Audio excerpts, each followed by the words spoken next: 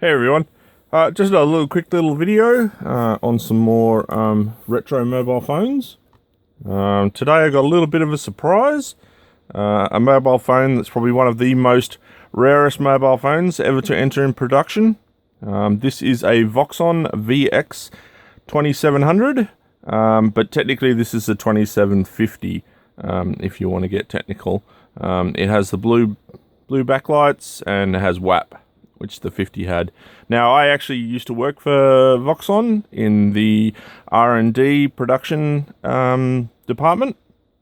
So I worked on the actual machines and the racks and all the technical stuff that actually makes these phones in production, and also a lot of testing on the field with the CMU 200s, the radio base station testers that I've been talking about. We had an absolute crap load of them there for testing and production, etc. So yeah, I spent 7 years there, and this is the result. This is the phone that I worked on. See if it'll focus. Nah, it's crazy. I had this all working and all ready, to go before I started the video. Oh, there we go.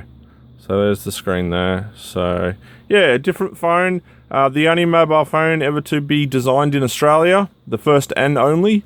So it was all designed here in Brisbane. So yeah, I don't know how many were made. Less than 1 million, maybe less than 100,000. There's not many of them made. They were fairly unique. The battery actually holds on with it's got a little hook on the end, and the hook goes in here and pushes the SIM card in at the same time. So so cool little phone. Spent 7 years of my life working there, so that was a long time. So so that's the Voxson VX2700, or technically the 2750, which it is. So that's a little phone you will have never seen and probably never see again. They were sold in Australia. The biggest sales were via Australia Post, which is the post office here. They sold these in a box with a prepaid SIM card, I think it was. And it was actually a different model to it. It was the Voxson Blue, which is all silver and has the blue LEDs, and it's all nice and smooth, and it's all silver, so the backs are all silver as well. So it was a little bit different. But there you go, guys. There's a phone you probably never see. You'll never see it again. I don't know if there are any YouTube videos on it. The team, we weren't very big, and there was only probably 10, 15 people in my department, maybe less. But I just want to show that off. That's the last one I've got that actually works, which is a bummer. And it's even got the field testing, the engineering field options. It even has a menu in that. That was one of my big projects. The guys upstairs doing the software wrote it all in, but I had to test it all and tell them what I needed and how I needed it to be laid out. So in the menu, my phone has, there it is. See if I can get a good shot of it. Nah, it's not going to like that, is it? There we go. Oh, there we go. There's the monitor mode. Now, unfortunately, I can't show it to you because there's no servers here, because we don't have, there's no GSM 900 or GSM 1800 anymore. But yeah, cool little phone. Good talking piece. I could talk about it for hours. So that's a cool little thing. As you know, I've been working on building data cables for the Nokia 2110Es. So this is the one that I've been working on that you may have actually seen me take some photos of. So it starts out with a cable like this. This is actually a genuine, brand new Nokia made cable. I basically bought them for the plug, basically. So this cable originally, this is a DKH-4. This went from the 2110E mobile phone to a PCMCIA. So that's the little slots that you have, the card slots that you have in old laptops. They're now called express ports, but back in the day they were called PCMCIA, and there were 16-bit and 32-bit cards in it, and this was a 16-bit card. So this is in the 90s, guys, the mid 90s. So you've got to think back to then. So I bought 6 of these. I managed to find them A company that I've been buying stuff off, old parts, new parts, mainly old parts in WA. I found them again, and they're still there, and they've still got old parts. So I ordered 6 of these.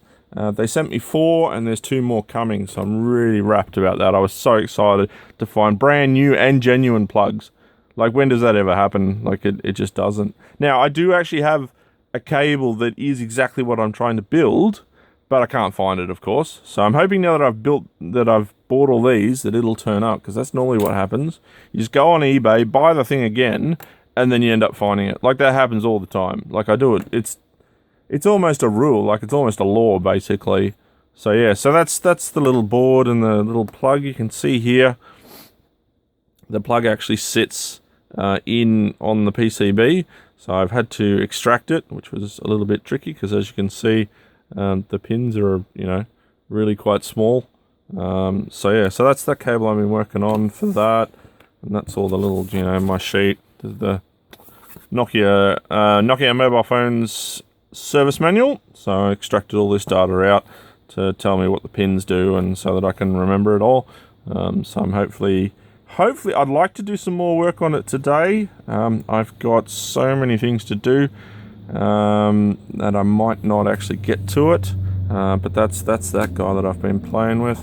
I want to do some work on the Nokia 9000, which I showed in my last video, which has got the computer inside with GeoWorks, running on a 386 processor. There's actually a real 386 DOS setup inside these things, which is pretty cool.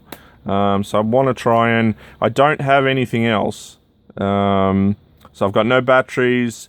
I've got a charger, but the charger has an adapter that plugs in, and of course I don't have that. So what I'm gonna cast my own, basically a battery emulator. So I'll make a cast of this shape. I'll use hot glue, and I'll make an adapter that just plugs in there and plugs into the battery pins there, and then I can put some cells on it, and then I can actually power it up and see if it works. I always wanted to have one of these back in the time, but they were quite a few $1,000s, so I never had one.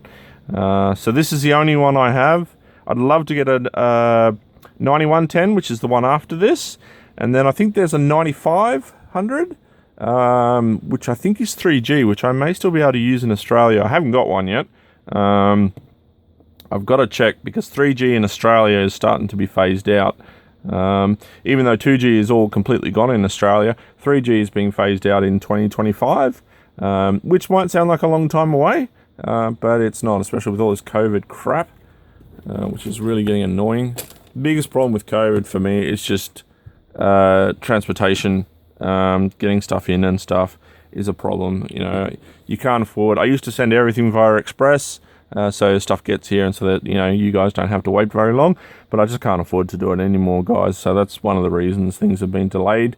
So it's not because I want to delay them, it's just because the costs have gone up so much that I can't give the good prices I give now using express post. I'd have to start charging everybody more, and that's not going to help everybody. So that's the area that I'm stuck in. So yeah. So that's about it, guys. I just wanted to show off the Voxson phone, because, you've probably never seen it. You probably never will see it ever again. And just some of the stuff that I've been doing.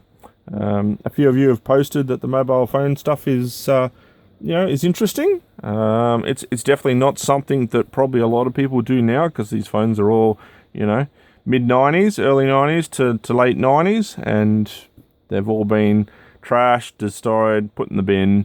They're just not here anymore. So, yeah. So that's it, guys. I just want to do a quick little video, and I'll catch you all later.